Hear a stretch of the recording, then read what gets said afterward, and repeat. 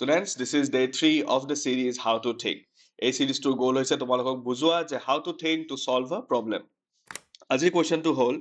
if x minus 2y is equal to 7 then what is the value of 3 to the power x by 9 to the power y?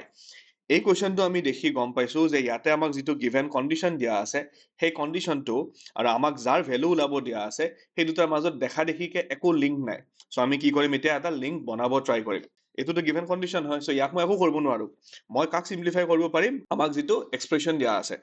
চ' এক্সপ্ৰেশ্যনটো এতিয়া simplify কৰিম with the help of laws of exponents তো এতিয়া চোৱা 3 to the power x টো মই তেনেকে ৰাখিম বাট মই 9 ক 3 ৰ বেছত কনভাৰ্ট কৰিব পাৰো 9 ক মই কি লিখিব পাৰিম 3 স্কোয়াৰ আৰু তাৰ ওপৰত অলৰেডি এটা পাৱাৰ y আছিল হয়নে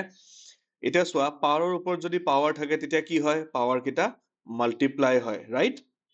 সো এটো 2 into y 2y লিখি দিব পাৰিম যেহেতু এটা বেস কিটা সেম আছে আৰু ডিভাইড হৈ আছে সো পাৱাৰ কিটা আমি মাইনাস কৰিম সো এটো হৈ যাব 3 to the power x minus 2y আৰু এতিয়া চোৱা x minus 2y ৰ ভ্যালু আমাক কিমান দিছিল 7 সো এটো আমি ডাইৰেক্ট আনসাৰ লিখিব পাৰিম 3 to the power 7 আৰু আমাৰ হ'ব কাৰেক্ট অপচন বি আই হোপ তোমালোকে এটো বুজি পাইছা